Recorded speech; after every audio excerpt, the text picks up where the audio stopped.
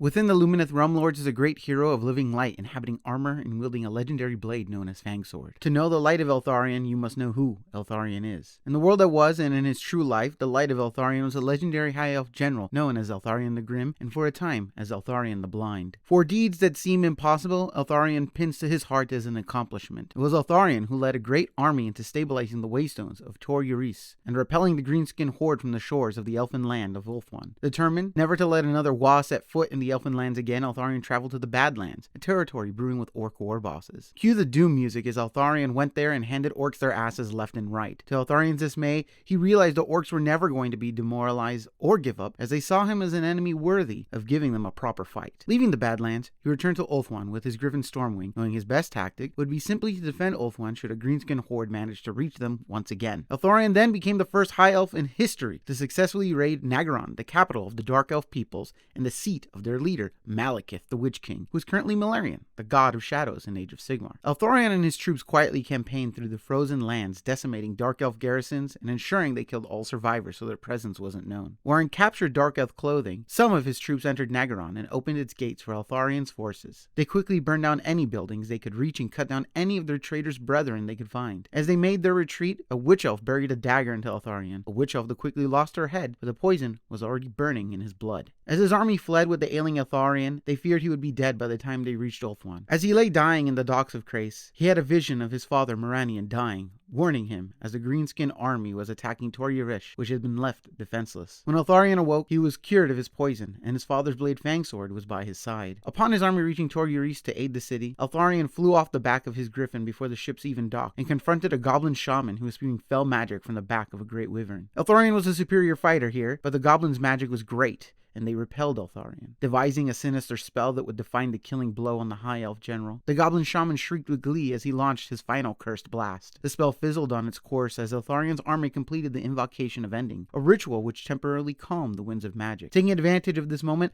Eltharion swooped in and beheaded the goblin with a single stroke. As the green-skinned masses fled, Eltharion went into the warden tower of Tor Yuris with 4 of his bravest warriors to stabilize the vortex growing inside. A vortex that, if left untamed, could send Ulthuan to the seas, destroy parts of the old world, and bring about untold chaotic consequences. In the morning, only Eltharion appeared, his companions' lives lost. Eltharion could not muster a cheer or smile, as the toll of what had happened in that tower left him eternally grim-faced. He was elected as warden of Tor Yuris, and became known as Eltharion the Grim. We're gonna need another video on the history of Eltharion, as he takes on the title of Eltharion the Blind, and also his current elevated status in the mortal realms. Follow for part 2.